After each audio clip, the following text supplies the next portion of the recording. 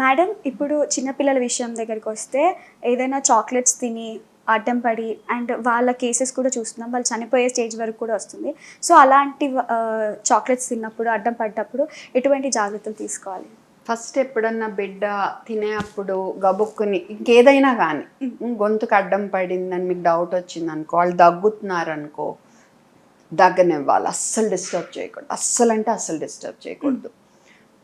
దగ్గ లేకుండా అసలు సౌండే రావట్లేదు, ఆర్ అలా సౌండ్ చేస్తున్నారు, బ్లూ అయిపోతున్నారు, లేకపోతే ఎర్రగా అయిపోయి అలాగా అంటే నీలం, ఎరుపు నీలం మిక్స్ లాగా అలా అయిపోతున్నారు, లేదా ఇలా డీలా అయిపోతున్నారు, సౌండే రావట్లేదు అంటున్నారు అంటే మటుకు వెంటనే బిడ్డను ఎత్తుకుని, ఎప్పుడు గుడ్డిగా ఇలా పొడవకూడదు. పొడిస్తే ఏమవుద్దంటే అది ఇంకా లోపలికి వెళ్ళిపోతుంది. కనపడేది ఈజీగా తీసేయండి, బట్ పొడవద్దు.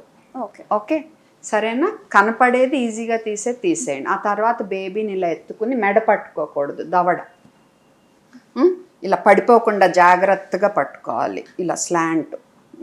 ఓకే, వీపు మధ్యలో 1 2 3 4 5 అని కొట్టాలి. కొట్టాక ఇలా తిప్పి చూసుకోవాలి. నోట్లో ఏమన్నా ఉంటే తీసేయండి, గుడ్డిగా పడవద్దు. బయటికి రాలేదనుకో అది ఇలాగే పట్టుకుని నిప్పుల్స్ మధ్య సెంటర్లో కొంచెం కింద 1 2 3 4 5 అప్పుడు వస్తే సరే, రాకపోతే మళ్ళా 5 5 5 5 ఇలా 3 సైకిల్స్ అయినా రాకపోతే హాస్పిటల్కి బయలుదేరటం బెటర్, లేదా 108కి ఫోన్ చేయటం. అండ్ ఎప్పటి వరకు ఇలా చేస్తాం, కంటిన్యూ చేయాలి మనకి హెల్ప్ వచ్చే వరకు, ఆర్ హాస్పిటల్ చేరే వరకు.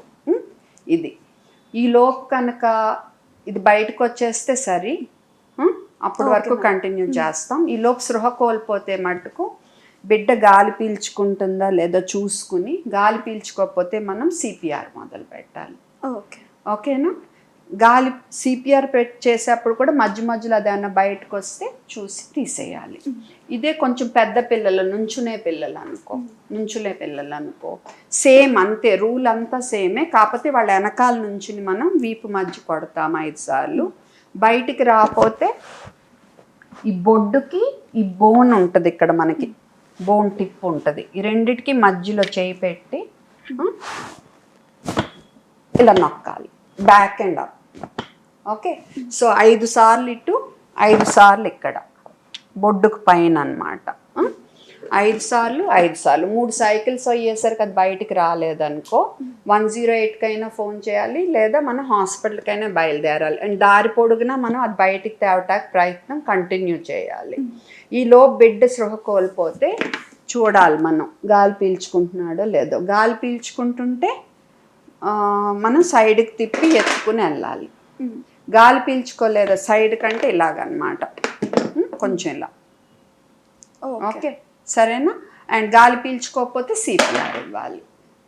ఓకే, చంటి బేబీ అయినా అంతే, ఇలాగా సైడ్కి ఎత్తుకోవటం అంటే. గాలి పీల్చుకుంటుంటే, గాలి పీల్చుకోకపోతే సిపిఆర్ ఇవ్వాలి. సిపిఆర్ ఇచ్చేప్పుడు కూడా మధ్య మధ్యలో అది వచ్చిందో లేదో చూసుకుంటూ ఉండాలి మనము. ఓకే, దగ్గుతుంటే మట్టుకు డిస్టర్బ్ చేయకూడదు, గుడ్డిగా మట్టుకు పొడవకూడదు, అది మట్టుకు గుర్తుపెట్టుకోవాలి. అండ్ 3 సైకిల్స్ అయ్యాక అది బయటికి రాకపోతే 108కి ఫోన్ చేయటమో హాస్పిటల్కి బయలుదేరటమో మర్చిపోకూడదు. ఓకే, అండ్ ఊపిరి ఆడకపోతే సిపిఆర్ ఇవ్వాలి. ఊపిరి కంటిన్యూ అవుతున్నది బట్ సృహలో లేరు అంటే సైడ్కి ఎత్తుకుని వెళ్ళిపోవాలి.